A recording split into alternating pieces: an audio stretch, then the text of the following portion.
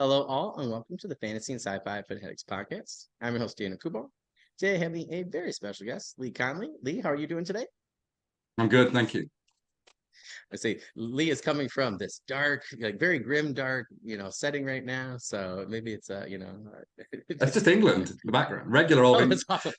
It's burning. It's just my everyday. That's funny.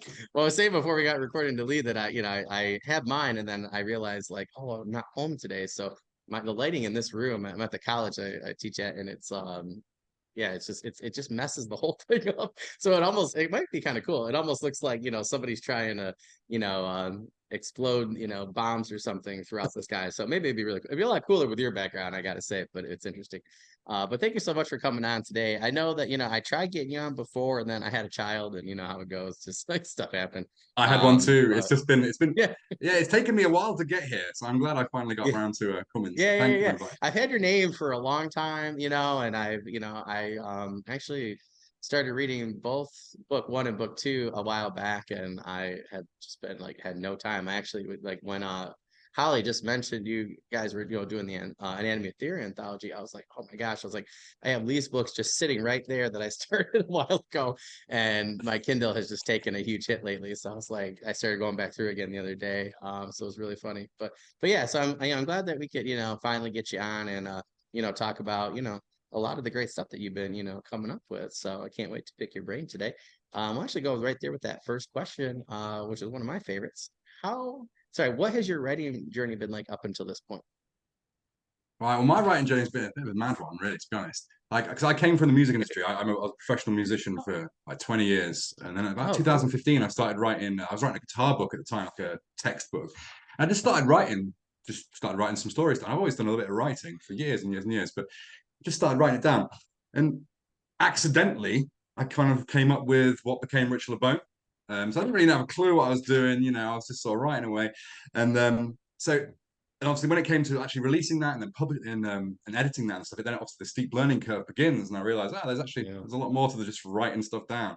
Fortunately, I kind of stumbled onto some pretty good bits, but some of it was a mess. So it's definitely been a steep learning curve. But like steep in the sense of craft, in like prose and stuff, getting my prose like really, really refined, which I've Yeah, been yeah. working on a lot for the last like nearly 10 years now. And but then obviously the publishing side of it as well. So the actual, obviously I'm self-published, so I have to format all my own books, so I have to do my own covers, and learning how to do that and handle everything has been a massive steep learning curve. But fortunately, has led on to me doing things like some of the collaborations I've done recently. So obviously I've done quite a few anthologies. We'll talk about one of them in a minute. 'Cause I know you want to talk about one. Yeah. I've started doing some audiobook narration as well. Also, I've got the English accent, Oh, and I'm cool. an audio engineer by trade, so it kind of makes sense to do that. And I'm going to start Yeah. branching out, doing like formatting for authors as well, which is cool. So that steep learning curve is going to start paying off because it's going to like Yeah, open yeah, up yeah. new areas for me. But one of the big things though, on the craft side, is actually the reason it's taken so long to get this book three done, which we'll talk about in a bit. But I did basically had a kid and did a degree. So I've been spent the last 3-4 years doing a writing degree, which I've now finished.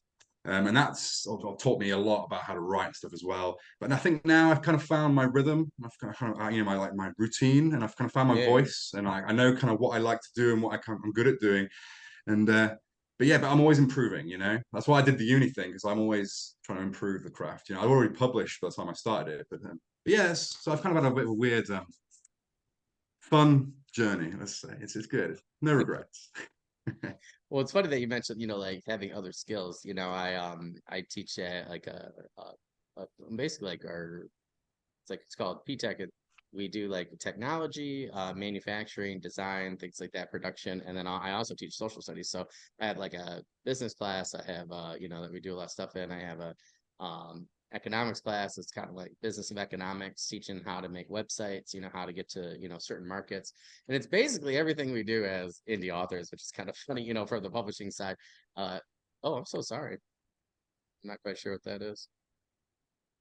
I didn't see That anything. was weird. Oh, I was saying all It's of a all good. sudden I think I reached my phone. That's really funny.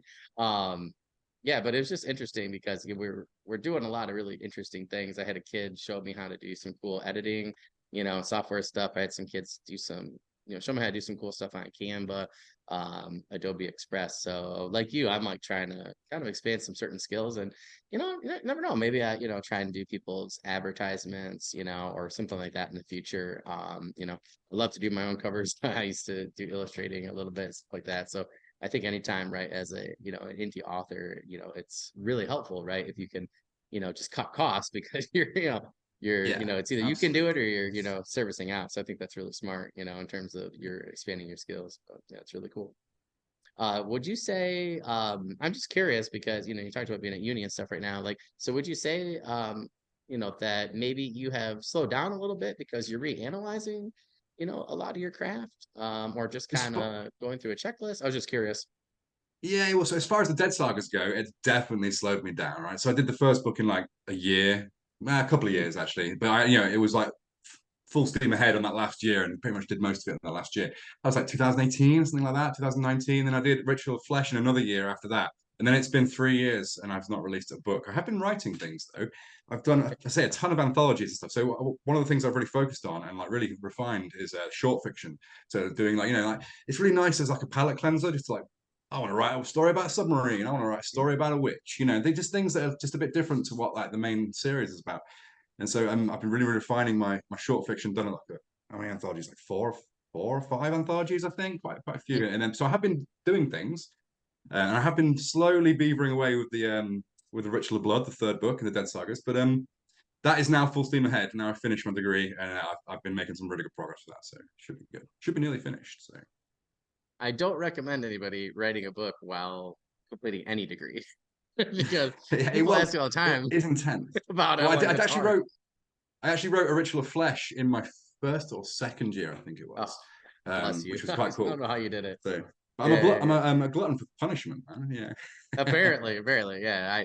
I had two master's degrees for special education. I had to do like back to back. It's like a weird scenario. So I had one I did, and then I had to finish another one. And people always ask me, they're like, "Hey, you like had that book done, right?" I'm like, "I had the draft one done." I go, "It's horrible." I was like, and I don't want to.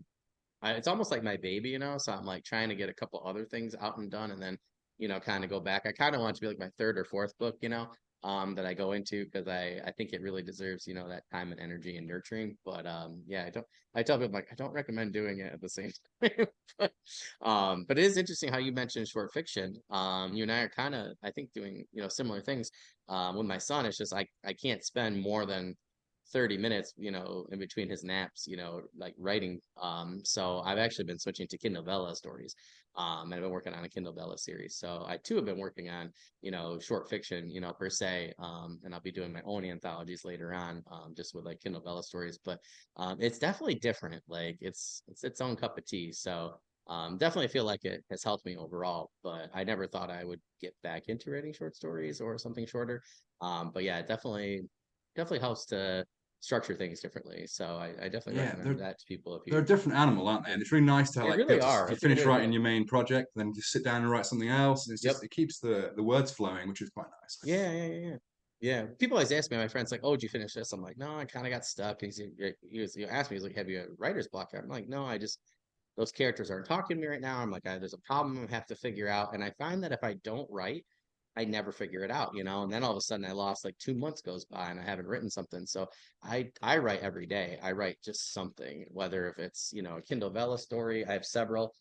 Whether it's a couple different outlines that I'm like really prepping, or something like that, or just something random that pops in my head. I'll do a pick art and I'll write like, something about a character. Love D&D or fantasy stuff. Like your first cover always makes me think of a story that I had been working on for a while. So sometimes I'll go and look at something like that, or someone's book cover, I'll type something, but I have to have words down every day. Otherwise, I just end up becoming a bum basically and don't get anything done for months at a time. But Yeah, you've got yeah, to I like keep how you that put it rhythm though. Yeah. going. Yeah, ooh, that's a Yeah. good way to put it too. Yeah. Yeah, yeah, definitely that rhythm. I agree. Speaking of genres, I'm curious at what genre or genres you currently write in and why. Okay, that's also an interesting question because it's hard to pin that one down, right? So I started out to write fantasy. I'm a big fantasy fan. All the books I read for years since I was a kid have been fantasy books. But I also watch. I'm a big horror fan. I watch all the horror movies. I go to horror conventions. Me and my wife are big into horror. So I started out writing this fantasy book, and I accidentally just wrote a horror novel. And I didn't really realize I was writing horror at the time, which was quite fun. Um, but it's horror. What I kind of do is horror in a fantasy setting.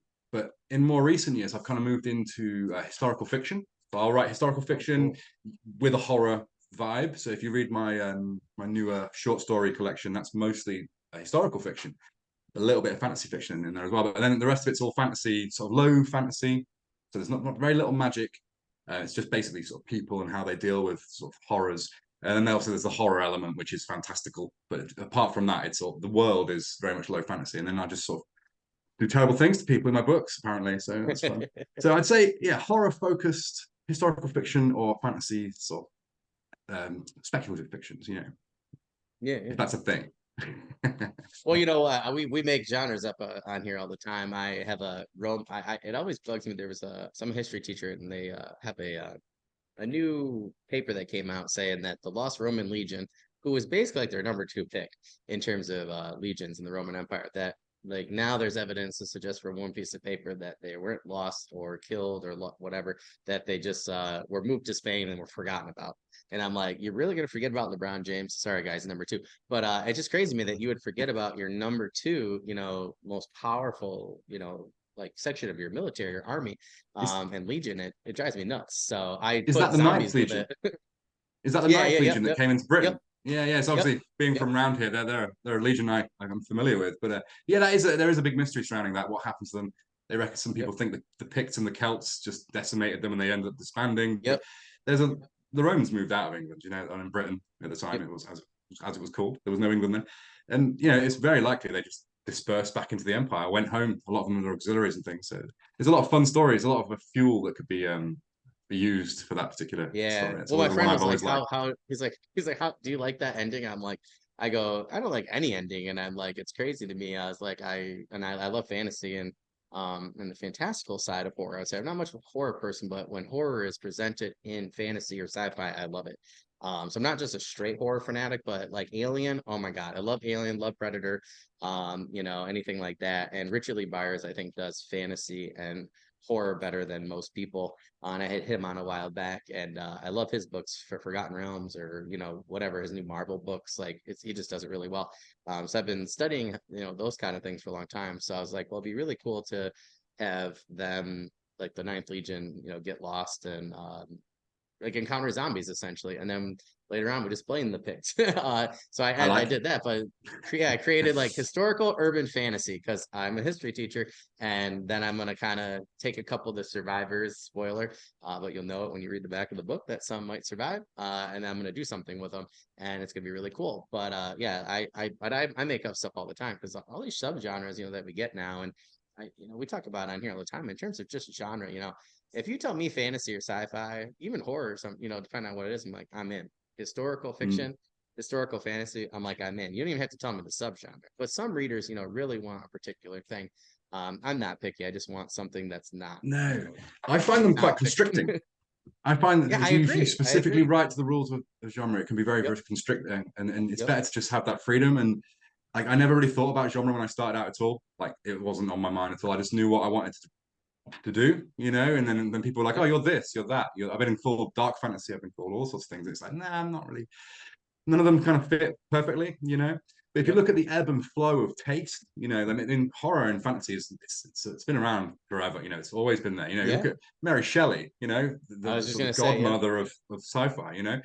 mean, it's always been there. And then in the last, say, 10 years, it's been a big grimdark hit. And I hear people saying on some of the forums that it's sort of going away a little bit. People are getting a bit tired of it. And I'm not seeing that, to be honest. But I think what I am seeing, Grimdark's still strong. Grimdark rocks. But what I am seeing is like this horror is it's coming through in fantasy a lot more. I mean, if you look at some of the guys I was working with on Skybreak, like Zamel, for example, he's like rocking the horror Yeah. fantasy as well. There's a few of us doing this. It's very much it's all been done before, but it's similar stuff. This sort of Lovecraft. I mean, I'm big into this Lovecraft Yep. stuff as well. All my short stories are kind of like cosmic horror as well. So I Oh, think cool. Zamel stuff's fantastic. And like I mean, there's a lot of it going on. There's a lot of it moving. I think Grimdark's moving into the horror stuff as well. So there's going to be like some new subgenres created by people who like I agree. subgenres, and it's definitely Yep. going that way, I think. So No, totally. Well, I was just talking. I totally forget. I wasn't talking about. H.L. Tinsley about it, but like I think it was like two. I've interviewed so many people lately, but I was just talking to an author about this where a while back where we were discussing how like we just said is grimdark was like everything was grimdark, right? Joe Abercrombie all of a sudden everything was grimdark, and I'm like people ask me about mine, I'm like no, I'm like some of my stuff you might say dark fantasy, some of my stuff you might say fantasy with a little bit of a horror twist or horror elements. I'm like other things might be considered, somewhat grim dark, but not full. I'm not swearing all the time or whatever, or I like heroes winning, and I like them to be a certain way, to aspire to, not always to have the, all the flaws or whatever, I have some assassins sometimes, I have some paladins sometimes, and so yeah, I like you said, I like how you said that, like I find them restricting at times. And as a reader, I'm like, if you have a cool cover, a cool blurb, when I saw, your first book, I was like, I think it was right around that whenever you published it. It's been a while ago, like right before the pandemic or whatever. And I was like, oh, this is really Yeah. cool. And it just had such, like I said, I've been writing something similar in my own fantasy world. And I was like, here's somebody that did this how I want to do it, in terms of cover, just the feel, blurb, everything like that. So that really attracted me to it, but as a writer, I like to read a lot of different things. And that's why, because I like to read a lot of different things. So I agree with that. I find genre at time and subgenres even to be restricting. But a couple people were saying how like they think grimdark is now coming over like a cheese grate, and then here's the grate, and all of a sudden you have all these little elements going into their own subgenres. And I was like, that's probably true because now dark fantasy is becoming a huge thing. And Here's you get one. a lot of these subgenres from it. So Here's one I'm working on at the minute, right? So cozy fantasy is huge right now, yeah. And I'm not a yeah, big yep. fan of cozy fantasy at all. So I was like, you know what I'll do? I'm going to tease the cozy fantasy people. I'm going to write a horror, cozy horror. I'm thinking like something like a That's cool. clumsy necromancer pottering around trying to raise zombies and skeletons, but it's like very much horror. But yeah, it also kind of has that cozy vibe. I was like, I Yeah, think that's yeah, going to yeah. be one of my keep an eye out for that, because that's going to happen. Oh, that's cool. But it could be funny. Cozy will probably be gone by then, Yeah. but I thought it'd be a funny idea, I, a bit I of I was Pratchett so sort of thing. yeah, yeah, yeah. I think there's so much Terry Pratchettness in people, and I know so many people that come on here. I gotta say, like season three, so many people have mentioned Pratchett, and so many people have wanted to do, something like that or bring in humor like he has, and yeah, and I just think that between him and Neil, and it just has created this whole. Speaking of a subgenre, like I feel like Terry's created his entire subgenre himself, and especially with how many books, and just the not even just the number, but just the quality. When I read The Color of Magic, I was like, this is not my normal thing, but I was like, this is really cool. And I like totally got, why my friend bought all of them in one sale, and like just wrecked them. And just read them like crazy in like 2 weeks or something crazy like that. Like every time I saw him, he had a new Terry Pratchett in his hands.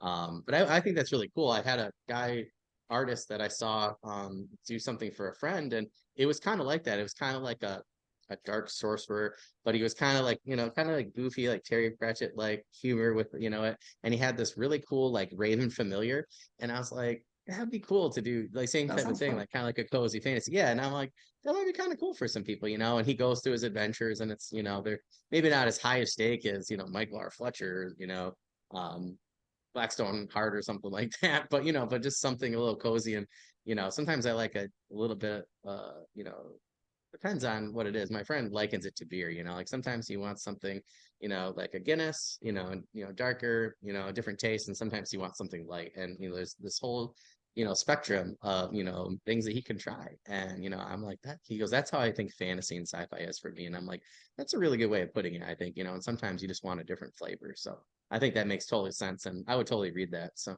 that'd be really cool. All right, so one of my favorite questions to ask people: what are your dead sagas about, and how did you come up with this idea?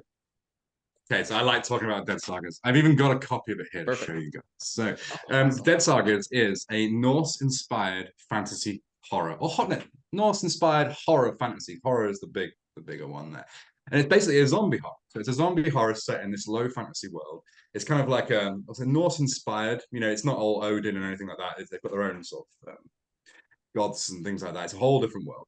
Um, and it's basically the story of the end of the world, and it's how the characters deal with certain death. essentially.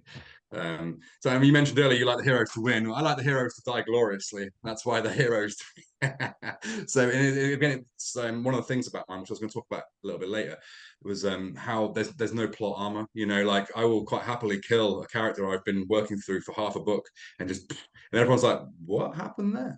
You know, well, like I'll just bring in new threads, and there's a lot of different there's a lot of different people. It's not one small group of people where everything happens to. It's the greater story of many eyes throughout sort of the world, you know. So like different. So there's a lot of like individual characters in one chapter and things like that. So it's quite fun. It was kind of inspired. I love fantasy, as I mentioned. So I wanted to write a fantasy book, but horror is where I mean, I love horror movies. I watch a lot of horror movies. I'm a big zombie fan, so I love all the zombie movies. Like I love like the Romero and you know all the so even the Walking Dead. I love the Walking Dead. I love all the running zombies. So I wanted to sort of mash together sort of all my homage to all the different favorite things about zombies. And also I'm a big Evil Dead fan as well. So I love this sort of supernatural force idea, you know, that this Evil Dead kind of thing. So Yeah. that's kind of like the inspiration behind my stuff. But then take that and stick it in like Vikings, basically, you know, essentially, or Saxons. Sort of imagine Rohan from Lord of the Rings, but with zombies all over the place. It's kind of I like do that all the sort of time. vibe. Yeah, yeah, that's cool. That's kind of what I was going for. So, That's just awesome. I just love how you said, you're paying homage to, to all these other zombies and their creators. I think that's really cool. But again, I think you're talking about, a different flavor of, something that you enjoyed, in terms of fantasy. And, I tell people, I'm like, if you like fantasy, if you like horror, well, you like horror more, lean into that, and yeah. I've had quite a few talks with different authors from and writers from our podcast, group on Facebook. And I tell people, I'm like, I'm not writing anything for anybody other than myself. I'm sorry. Like, I write books. I love thieves. I love rogues and scoundrels. I love seeing how they just get into trouble and, seeing how they get out of it. And maybe they do something good. Maybe they do something stupid. And then it leads to something else. That's pretty much my Kindle Vella series in a nutshell. And I love, just buddy cop fantasy adventures. Like Paul S. Kemp does the Hammer and the Blade series amazingly well. And I wanted to do something like that. I was like, oh, I really like that. So that's my Kindle Bella series. I really liked uh you know yeah, just different things. Like Paul S. Kemp does great things. I know someone recently was like, oh, I really like this, like Robin Hood. I'm like, well, then do that. I'm like, who cares? I'm like, people love Robin Hood, but Robin Hood has only written so many books, and I guarantee you those people want more books that are like Robin Hood. So, or have similar themes or whatever. So I think that was just really smart of you. Just to go with what you wanted, to write and we're interested in. We talk about all the time on here.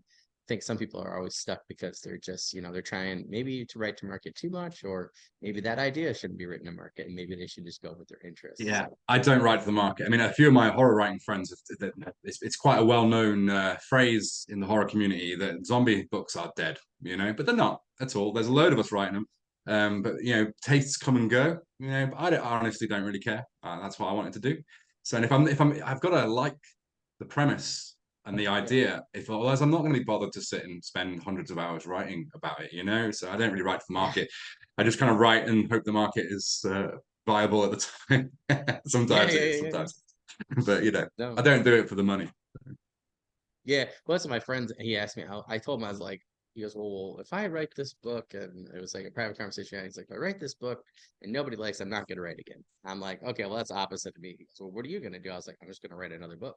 I was like, I'll write a book 2, a book 3, or if that doesn't work, I'll switch to, I was like, I have endless ideas. My friend's always, he's like, you never have writer's block. He goes, I said, ever since I just started to write down ideas and then write outlines, and I just keep going, it's almost like he always jokes me. He goes, you're like a writer who has a machine gun pattern. You just always have something new. You just keep going and then you keep going and it's kinetic. I'm like, I don't know. I'm like, I enjoy coming up with those new ideas. And, yours just sounded so interesting to me, when I saw, Ritual Blood, I was like, oh, it's really cool. And, I love the covers for both books. I love the premise. I think I might have spent maybe 3 seconds looking at maybe your blurb. I didn't look at any reviews and I just pop up. So I think it was like I had book 1 and then book 2. You're like, oh, book 2's out. I'm like, haven't read book 1 yet. Bye. Because I just knew it was gonna be my kind of thing, because I love Stephen King and I love zombies. I'm not the biggest Walking Dead fan. other than the comics. I just was having trouble with the show at times with season one. I think it was a life thing, but I love other zombies like 28 Days Later, and I always think they're I'm a Diablo 2 fan, die hard. So the zombies in there were some and skeletons were some of the best villains and stuff. You can just hack through them. So your book just made me think of the great times, and I had playing Diablo 2 in the basement and getting jump scared for some of the things in the game and stuff. So to me, it was just like pure nostalgia. When I started reading, I was like, this is like very similar to that feel. And I think it's because you had such good elements of horror, and fantasy, which again, like I said, I'm a Richard Lee Byers fan. He does it really well. He's been doing it for for decades now, so I really enjoyed it. But I thought it was really cool. So um, I'm curious, in terms of just like overarching plot, just kind of talking, about book three. Did you have like sort of like an outline on how you wanted to do the trilogy, or just kind of like write book one, like most authors, and then kind of glean, I guess you could say, some of those things that you want to expand to book two, and then kind of from there have an idea of book three, or did you have an idea from the start? I was just curious. I knew, yeah, I knew where I wanted to go with it. So it was trying to funnel everything into that. I didn't plot it out straight away. I kind of like wrote a bunch of cool stuff that I liked, and then kind of thought, oh, this needs a bit more structure. I plotted a little bit to tighten it up, And then book two was quite well plotted. It's quite complex, and then book three has been quite well plotted as well. But I kind of knew where I wanted to go, but there were a few details that needed tying up, which sort of held me up. Like how the Stone Men are going to be a massive part of the story, and they are. And book three, yeah, you'll see that, Absolutely. and just tying off all those loose ends in an eloquent way that makes every single thing I've mentioned be relevant. I was just like, Yeah. I went and mentioned this in the first book, and I don't really know what I was thinking at the time, and I've got to think of a way of tying that in. So there was a few things like that I had to do, but I think I've kind of tied it all off now, and I'm just steaming through it now. So Oh, that's it should cool. be good. I'm excited about this next one. Actually, it's going to be Yeah. huge, but it's going to be good. Hopefully, fingers crossed. That's fine. People still buy it. I'll still buy it. I'll still read it.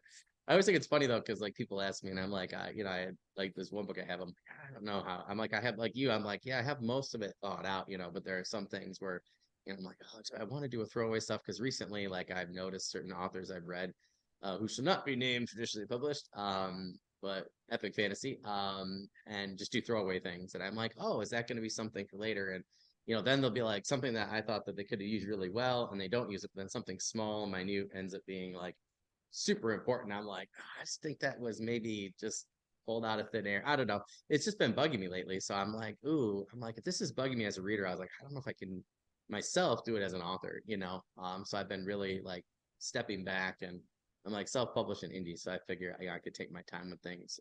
But Yeah. like you said, really well plotted. I'm like really trying to, I'm not a good plotter, so I've been really trying to work on that. But so I'm jealous that you had those kind of things thought out and mostly thought out in advance.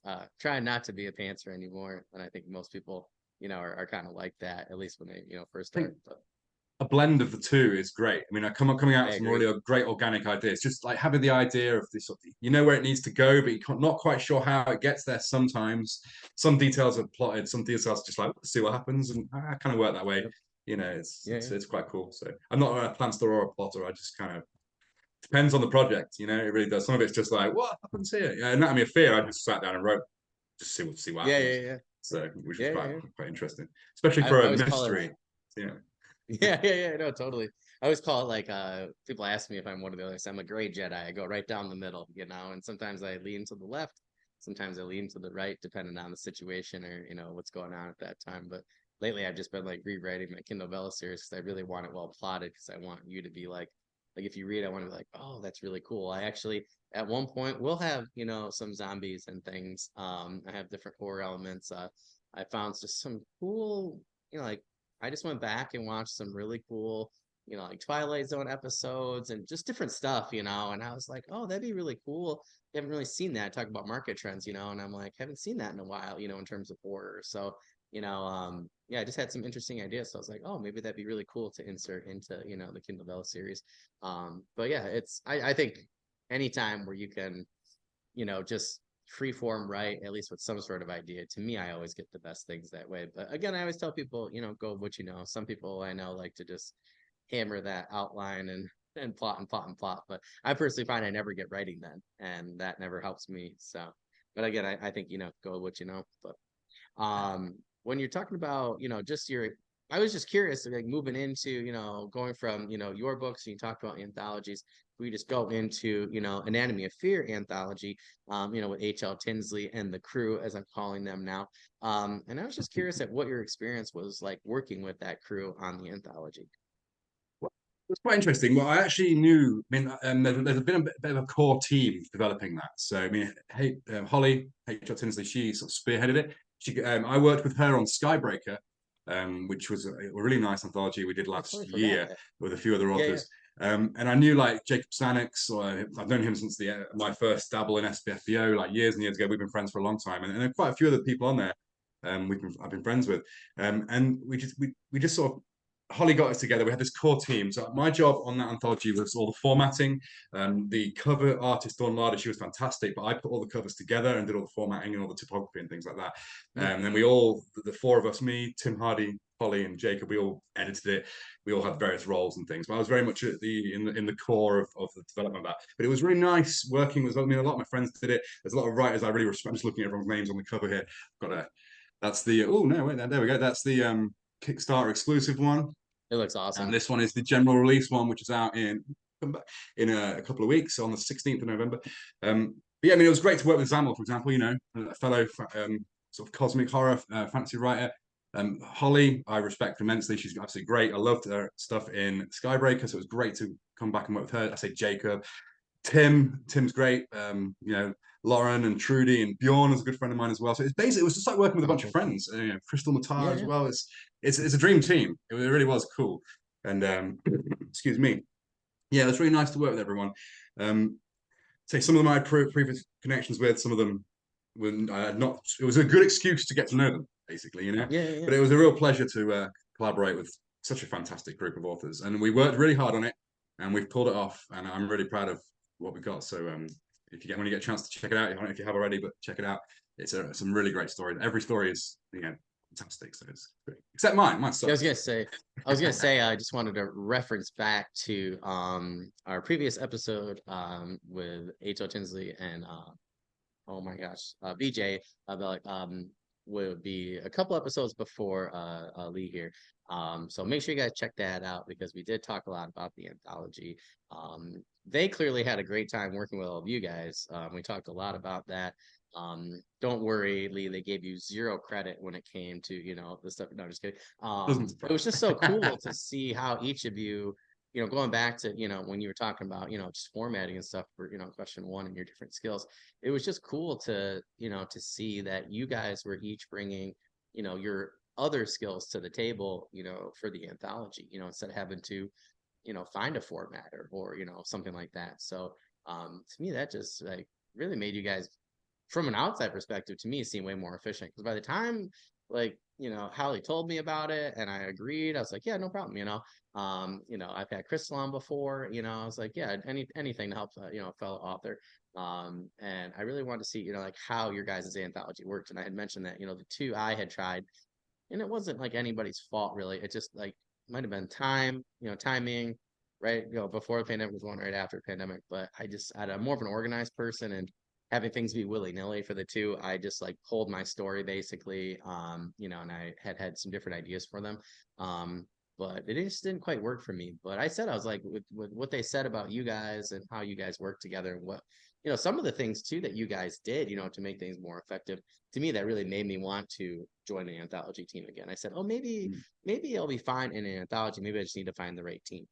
So we did discuss that quite a bit. But to me, it was really cool to see, like when a couple of you guys were mentioning it, when you guys went public with it, versus end product you guys had and how quickly you guys did it. Some people are like way out there. I feel like Skybreaker though, right, was pretty quick for you guys too. I felt like that one was pretty, to me at the outside, it looked like it was pretty quick and efficient. So I mean, Skybreaker was I'd interesting, actually. I mean, assume. I'll just talk about that real quick. I mean, it's been out for a year Yeah. or so now, and we were actually nominated for a British Fantasy Award this year as well. We didn't win, but it still was really nice. So basically, there was Yeah. Nordic Press, David Green and Christopher Holtman and Derek. They worked for, at the time, they worked for Nordic Press, and they approached me and said, Lee, really like Richard Bone.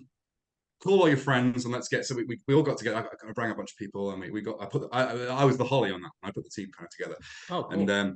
and the me and Holly both come from, because of that and this Anatomy of Fear, we come from quite a collaborative background in our anthology. So we don't just work to a brief and then write a story. We all were exchanging ideas, where there's crossover in a lot of the stories, in particular in Skybreak. I mean, there's like a whale in J.E. Hannaford's story that appears in my story. There's a boot I think it's in Derek or Craig's story that appears, and there's different things. It's like portals. There's different things that appear. So there was very much Oh, a that's lot of cool. crossover. We worked after we'd written the initial stories. We then worked quite hard on making these crossovers happen. And we've got an opportunity to Yeah. put this in here. We could take that bit from so and so story and put them in this story, and so it became enmeshed much more. But yeah, we put that together quite nicely. We actually worked with a publisher on that one. So obviously Nordic Press are a small press, so we had a nice publishing team that did that.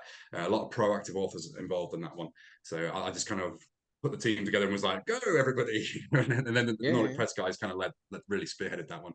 And and then I think Holly wanted to do something similar, but with this whole every body part concept with the horror and stuff. So it was really nice that she rang me, and it was really nice to work with her again. And yeah, I'd happily work with any of those guys again in the future. So yeah, it's cool.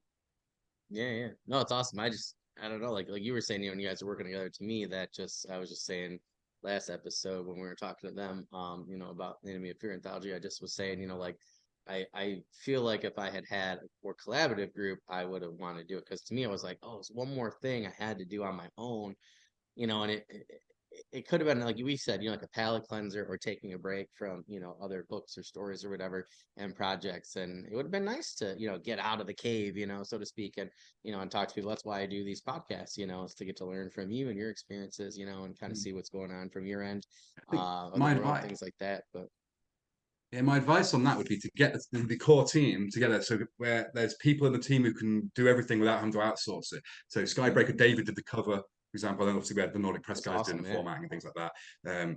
And Anatomy of Fear, we had everything was internal except for Dawn. She was the only person who was not an author. Everything else was done inside. It was saved us loads of money.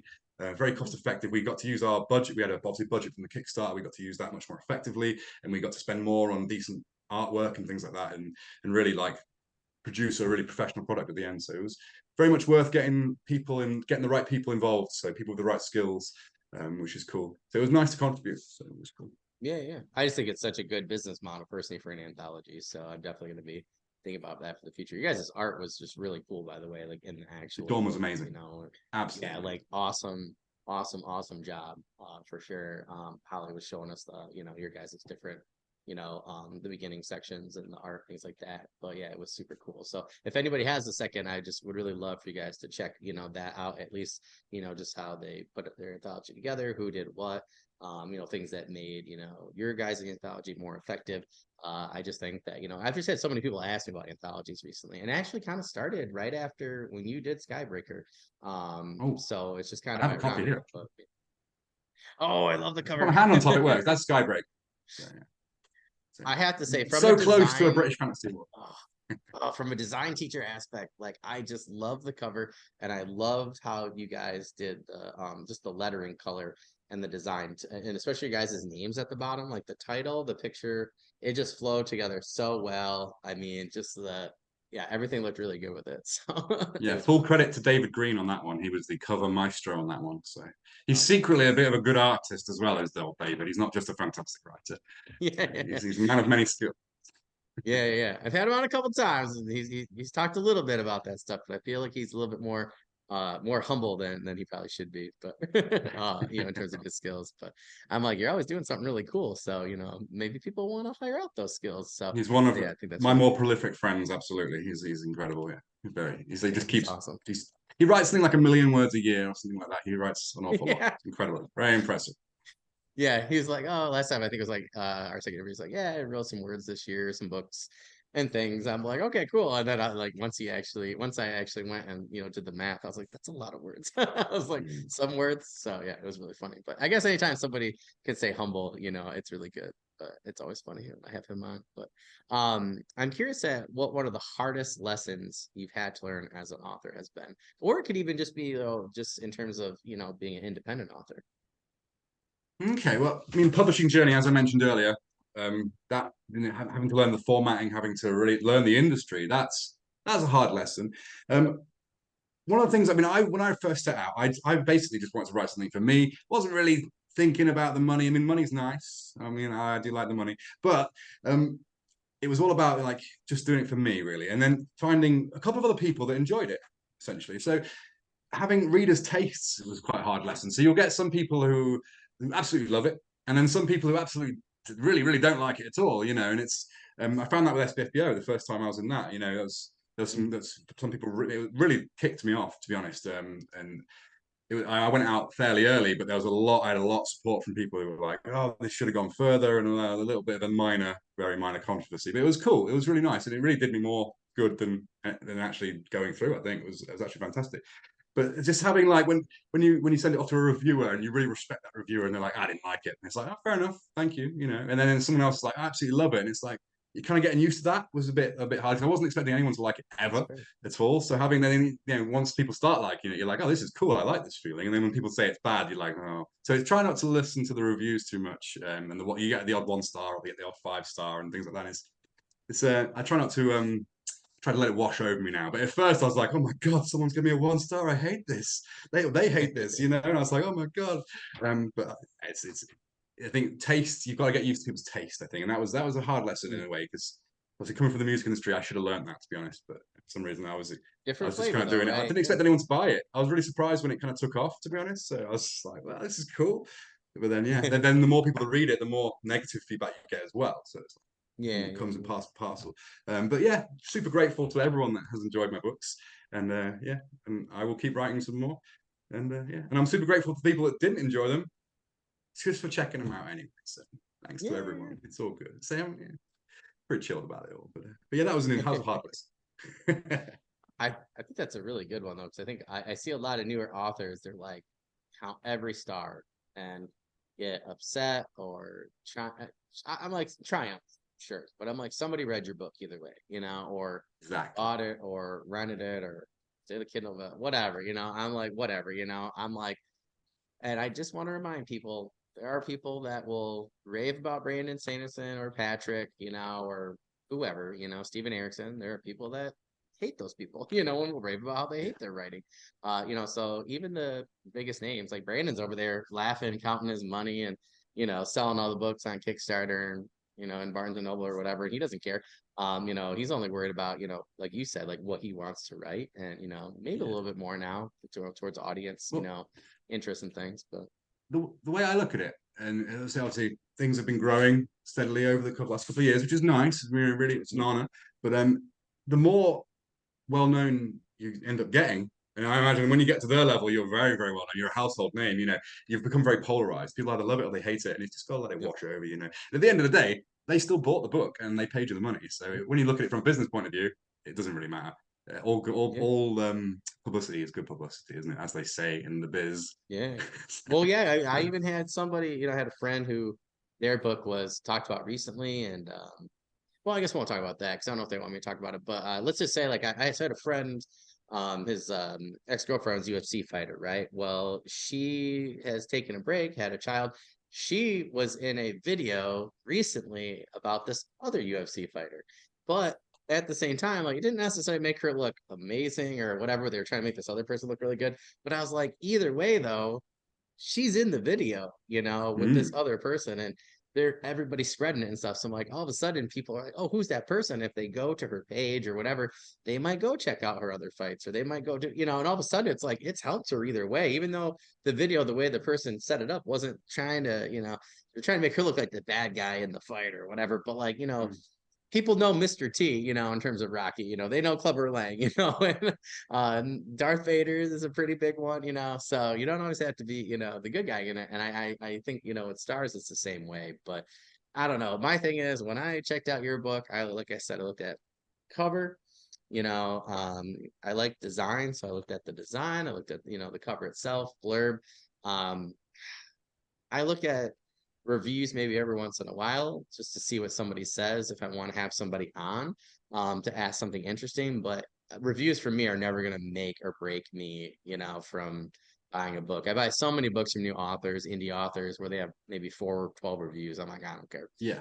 Like, you know what I mean? I've enjoyed it, and you might be the ground floor of the next, winner of a major contest, like Marks or, anybody else, so I don't know. it's always interesting to me. I'm like, if you want to read something, I think read it. But yeah, as an author, I tell people, I'm like, I just don't care about ratings. So I was like, I'll just write something else, or just try and do better next time. But I think you could always take, Yeah, what somebody says. I would more listen. I'm just saying, like, as an author, like I would more send something to you, or like a chapter or something, and I'm gonna listen to you, or like Mark Timoney, and I talk quite a bit. And as and I are friends, so I've sent her some Kindle Vella stuff. So, she's given me feedback. I feel like I'd listen to my, author friends more than I would reviews. But well, anytime, yeah. But yeah, I say that just to sort of circle back. I thought that was a bit of a mad one. 'Cause, yeah, like sometimes people are emailing me or shouting at me yeah, on social media like "It's book three," and yeah, it's quite mad. It's kind of funny, but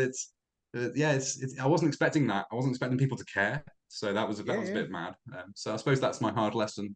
Some people be careful what you write. Someone actually might care, yeah, yeah, yeah.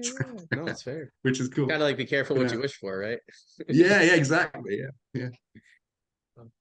I never thought of that actually. That's actually a really good one. No one said that yet when I've asked them that. I do it every couple of interviews, and I'll kind of switch it or something. But nobody's actually has said that in terms of reviews, or just in terms of like actually getting attention, because we all want it as independent authors. But then once you get it, yeah, like yeah, be careful what you wish for. So I think that's Mm. a really good answer. For the I was most not part, it's all expecting that, good. Lee. Yeah, for the Yeah, yeah, most yeah. part, it's good. It's good, but yeah, the other things are a bit surprising. But yeah. Yeah, yeah, yeah. That's funny. So I was curious at what has been your greatest success as an author to this point? Okay, so a couple of things that I'm quite proud of, so I'll tell you about 'em. This year, as I think I mentioned just very briefly, Skybreaker got nominated for a British Fantasy Award in this summer. We didn't win, which was a shame, but it was an absolute honor to be nominated. So that was actually my second award. My first award, which I've been super proud of for years, is I won. What was it called? I wrote it down. It's called the Readers Corner Award at Fantasticon, which is a small UK Oh wow. um, convention, and they were having like a zombie themed convention. So they invited me down, That's and I was like, cool. it's cool. I had my table and stuff, and I was signing books and things. And then they called me over to the stage. And were like, oh, you've won this best debut, and I was like, wow, that's amazing. So that was really cool. That was one of the things that really kicked me into propelled me into keeping going. I was like, wow, you know, did something right, which is cool. Yeah, yeah, Other yeah. than that, I'm always quite proud of Ritual Bone in the sense that it's been a bestseller, number one bestseller twice, which is that's quite Oh, cool. cool. And other things, so I had to write a few of these down because No, no, I no, always this is forget great. things. When people ask me, sorry, I'm just going to read it. Bard of the Isles magazine, which I set up with Damien Larkin and Phil Parker a couple of years ago. Really proud of that. That was really cool. It was nice to be sort of part of a community, and we tried to do a lot for the British and Irish writing community, and so that was really nice. So I was always proud of the work we did there. And then that all kind of led to all these collaborations. So being invited on all these anthologies recently, and so it's not on my novels as well. It's all kind of fed into being invited on things like Anatomy of Fear, which is really really nice. So Yeah, yeah, yeah, yeah. it's cool. A few little minor proud moments. So Oh yeah, yeah. I just think it's good personally, like, to talk about them. I'm a coach as well, so we always talk about things, and it's always great to talk about, things that we need to improve on, or whatever, but I think it's also really good for indie authors, to see other indie authors. I just think it's so cool. When you guys were nominated, I was like, oh, that's so cool. And I think that was one of the first things I put in the podcast group. And I was like, oh, this is really cool. And I was like, yeah, I should, and there were other things that people have given me too, or who have been on the podcast, or they're like, hey, can you guys go vote for this? And like JC and Byrne had something like that, and yeah, I'll thank share you. any of that stuff. So I just think it's so cool, to like this recently, SPFBO, like it was just cool to see like Michael McKell, I just had him on, HC Newell, like there were just so many people that like Rob, of course, Jay's, but there's so many people that we've had who became a semifinalist, Mm. Joshua Scott Edwards, or who made it just further than they did last time, or you know what I mean? It's just, I don't know if it's the teacher or the coach in me, but I'm just like, yeah, good job, guys. But I just Yeah, I think it's mean fun to celebrate other people's successes. SPFBO in particular has been like crazy the last sort of 7 years or something like that, 8 It years it's been really going. has. It's Yep, done so much good for the indie community. It's really upped I everyone's agree. game. And like even people who, I mean, I went out early. the reviewer who read mine hated it. They absolutely hated it. But it was tipped to go through to the semi-finalists. Everyone was like, "Oh, that's going to get through in that group." And then when it didn't, everyone was like, "Oh, what's happened here?" So that actually, that little sort of all the support that everyone then gave me from that propelled my book more than it would have been from a semi-finalist, Oh, perhaps. So wow. I'm actually really grateful that happened.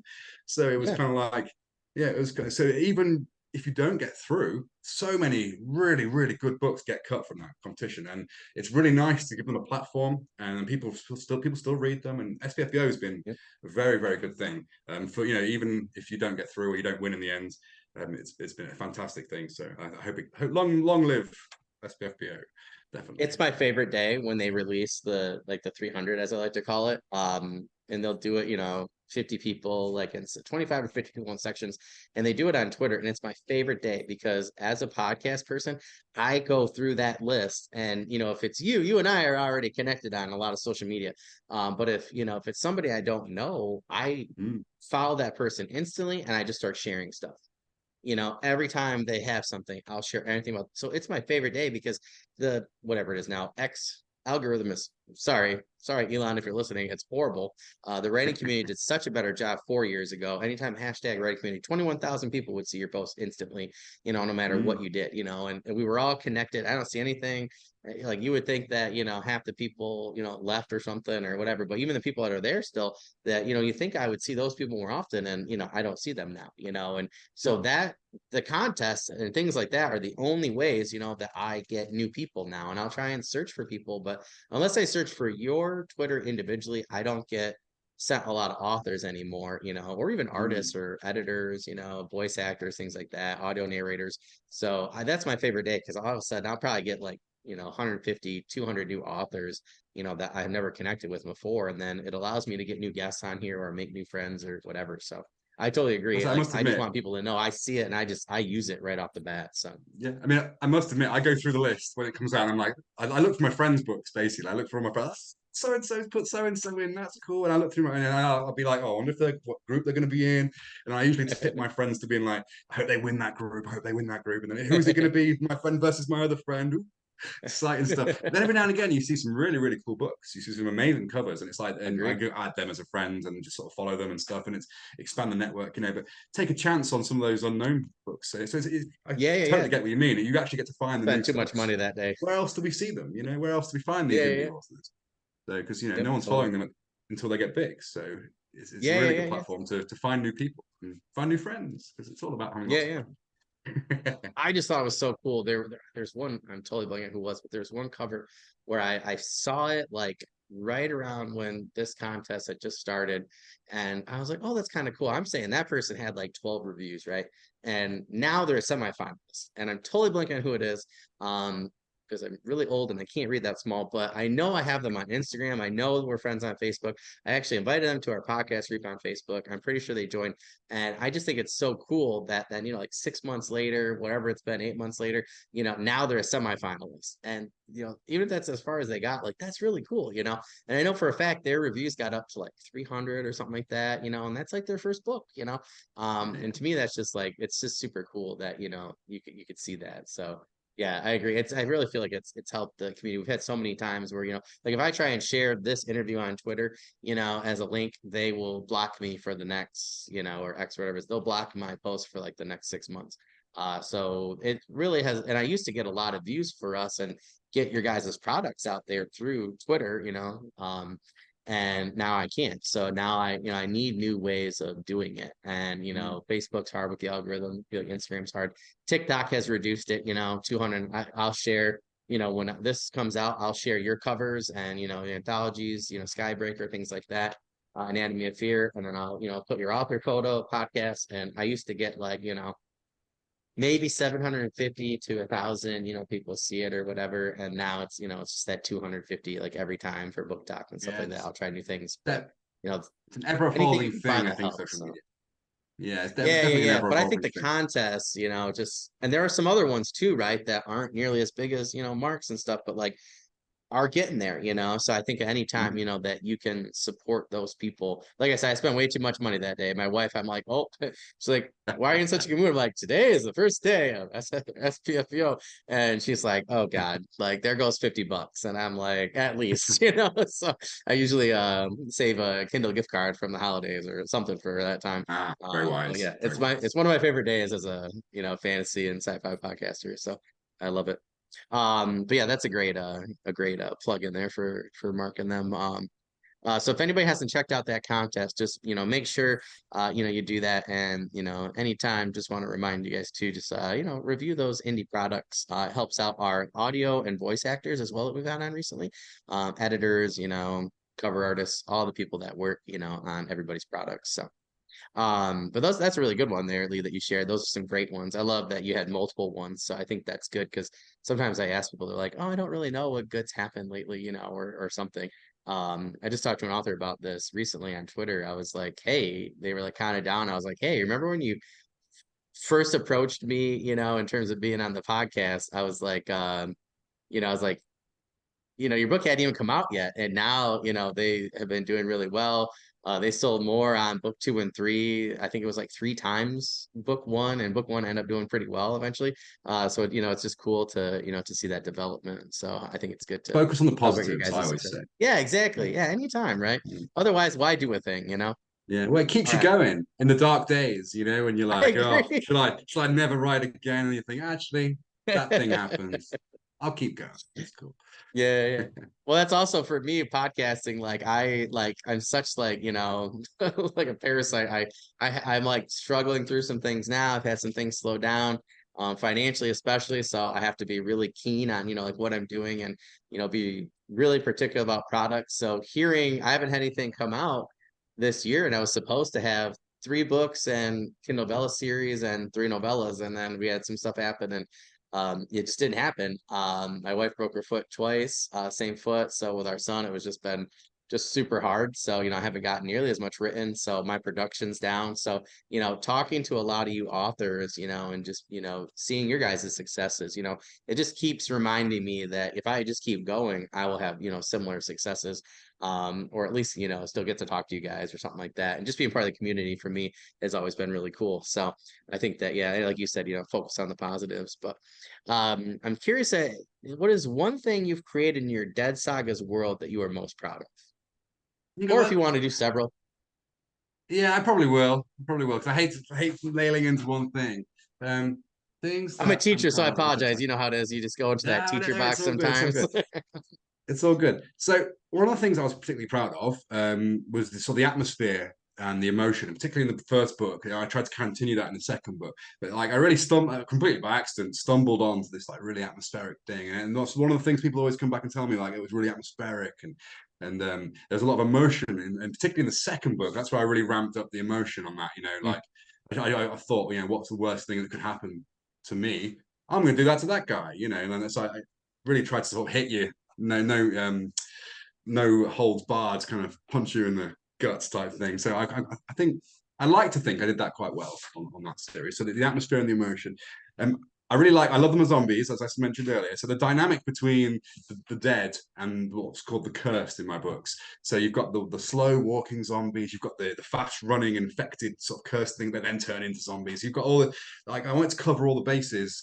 And then when I came up with that mechanic, I suppose, that concept, I was like, yes, this is exactly what I need to do. Now I can have both kinds of zombies, and I can throw in sort of Evil Dead possessions and things like that in there as well. So Yeah, yeah, yeah. the way that I blended that, I think just purely selfishly, I think I got everything in there that I wanted to get in there. You know, um, the fight scenes. Now I don't know if you know, but I'm a historical martial arts instructor, so I'm like I a do know swordsman. that. I'm always so jealous of you because they closed ours after the pandemic and they haven't reopened it yet. No And I'm way. so upset. Oh no way. Well, Your hopefully they pictures will are open awesome. soon. Yeah, Thank yeah, you. But yeah, so I fight in a lot of tournaments and I teach a lot of different longsword styles. And I do like all axe work and spear work, and a lot of the weapons of the Dead Sagas are axe and spear.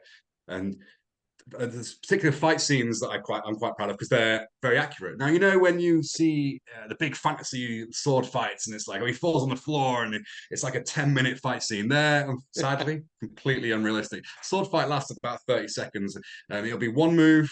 It might get countered and parried, and then the third one will definitely kill. It's usually over in like ching ching, 2 moves, sometimes one, sometimes if it's a good one, 3.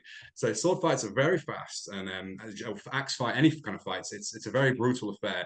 And they're usually quite quick. But for the reader, they want to read this longer, the fantasy sword fight. So you got to indulge Cinematic, them a little yeah. bit. But I like to keep mine quite brutal, And that leads me on to one of the other things I quite like about the Dead Sagas in particular is there is no plot armor. So you could be like, in the middle of this really epic fight, and all of a sudden one of the main characters could just die like that, really pointlessly, because that's how things happen, And then that sort of really the character, the plot then ends up reeling. Like, how does the plot of the book deal with like big characters dying? And I think that's funny. I like doing that. I'll kill everyone. So, so realistic fight scenes with a real cold, quick brutality. That's one thing I quite like how that kind of came across, and I'm going to try and continue that in the next ones. So yeah. Well, I just have to say, So. Lisa, speaking of reviews, so the ones that I did see, somebody was like, "Oh my God," they're like, it's like George R. R. Martin's twin or clone or something like that, or mini me. So that one was really funny. And then I don't know if it was the Facebook group or what, but I was like a podcast group for us, but I was dying. Like I don't know if it was Alan or who. I thought that was the funniest review for you. But I did see quite a few people, who have shared, um, I don't know if it was book 2, but like, just like you said, like just like your I've had a lot of people liken the way that you created this environment and just the feel of your world. Really liken it to like H.M. Long.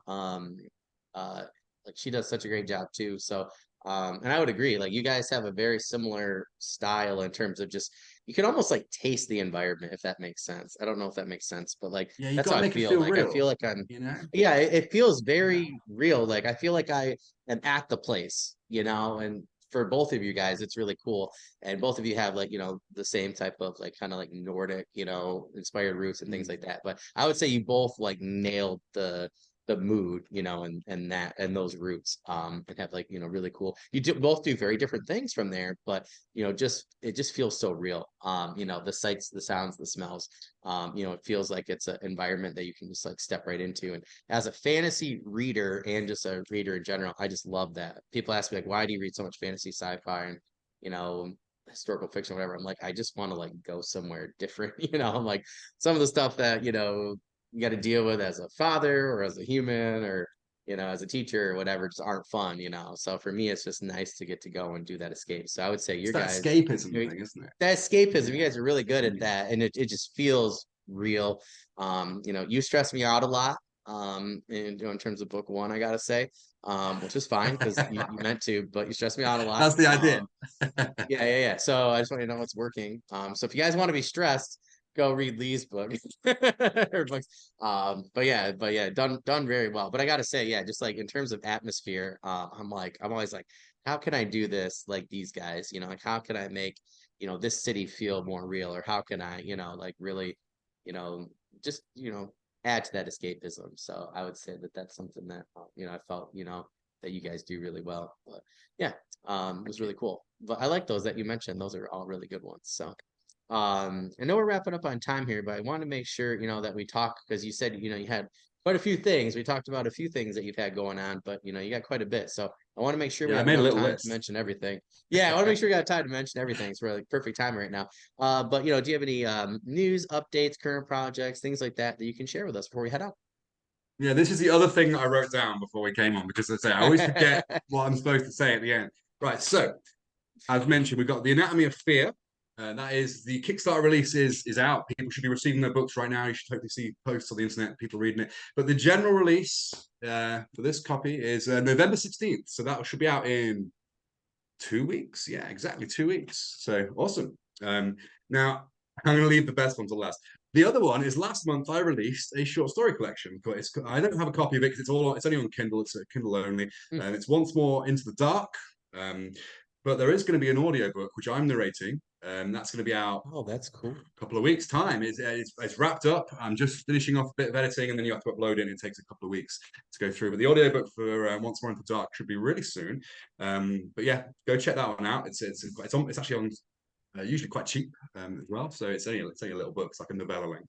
So yeah, so Anatomy of Fear and Once More into the Dark. Now the one that everyone keeps asking me about is the third book of the Dead Sagas, which is A Ritual of Blood. So I don't know if I showed you these earlier, but we've got book one there, and we got book two. I love that cover. Uh, They're both awesome, but I love book one's yeah, cover. It's I one of don't my know which one I like favorites. most. Yeah, I don't know which one I like most. They're It's both hard. really, really awesome. I was lucky to get some good artists on that.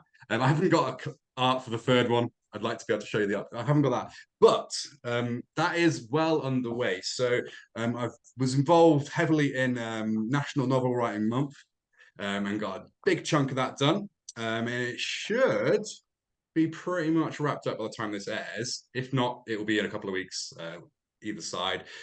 So that's coming real soon. I finished my degree, full steam ahead on the third book. It is going to be a big book. It's going to wrap up everything in the Dead Sagas.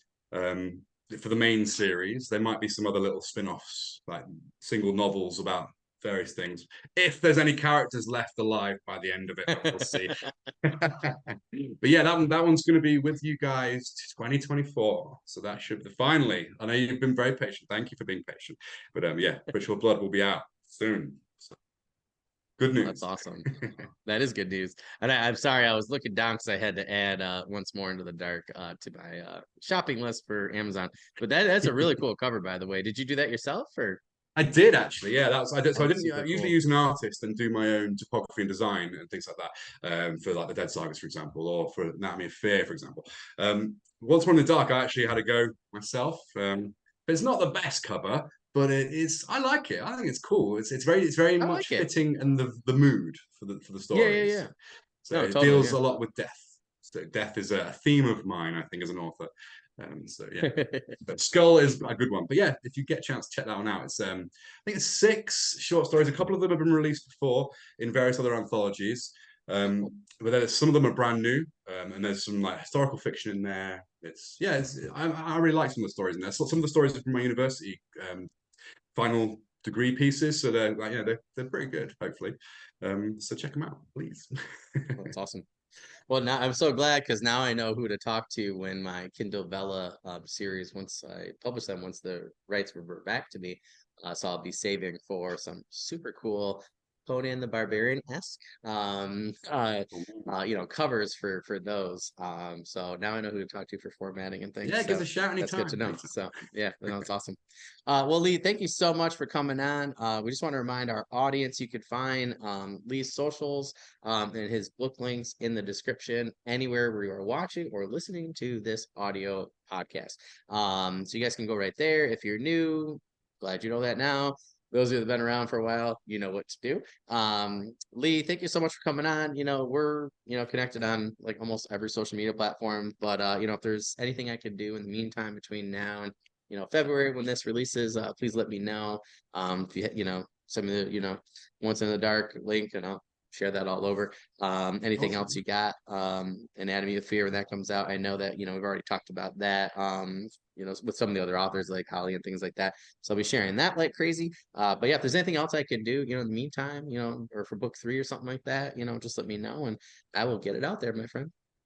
Well, thank you very much, and thank you for inviting me. It's been an absolute Yeah, pleasure. yeah, yeah. Thank you for finally getting here. So thank you. I kept putting your And yeah, name down on the list, and it was like it's there. There's a couple people like you where I'm like, I gotta get them on. So when I was talking to I, Holly and BJ, I was like, I gotta go back to Lee. So I was glad that we it was could on my. get it It's been on figured my out. list ages. It's not on my to-do I list for know. ages. It's like a huge long thing. And I was like, I need to go Oh, and get on there again. Go speak to that's them. what Yeah, happens when you go to uni. You have a kid, and then you're trying to, do this and that. And exactly. I think in that time I was finishing up a master's, started a whole nother one and finished, and then a pandemic happened. So I totally understand. It's been a long It's all time good. coming, but I'm so glad Yeah, that we could have you I'm on, glad.